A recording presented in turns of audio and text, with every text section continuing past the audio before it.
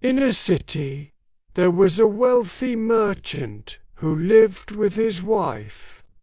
He was a trader of clothes and fabrics, and he was known for his great miserliness.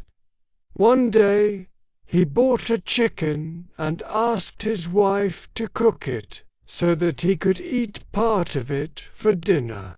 While the couple was eating, someone knocked at the door. The merchant went to open it and saw a poor man asking for food because he was very hungry. But the merchant refused to give him anything to eat. He shouted at him, spoke harsh words, and slammed the door in the poor man's face. So the beggar went away very sad and hungry. The merchant came back to continue his meal. His wife asked him, "Why did you drive away that poor man? You could have given him a small piece of the chicken, or at least said a kind word."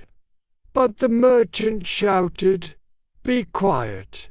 This is none of your concern." A few days later, the merchant went to his shop, but he found it burning. The fire had destroyed all the fabrics and clothes. So he returned home and told his wife that he had lost everything. She tried to comfort him, but he answered, "Go back to your parents. I will no longer be able to provide for you," and he divorced her. Months passed after the divorce, but God blessed this pious woman with a good, generous husband who loved to help others. One evening they were dining together, and there were 2 chickens on their table. Someone knocked at the door. The woman got up and saw a poor man asking for food. She went back to her husband and explained that a beggar wanted to eat.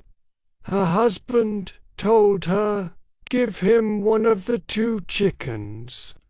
One is enough for you and me." So the woman gave 1 chicken to the poor man.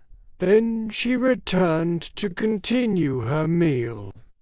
But tears were flowing from her eyes. Her husband looked at her with surprise and asked, "Why are you crying, my dear wife?" She replied, "I am crying because the man who asked for food was my first husband."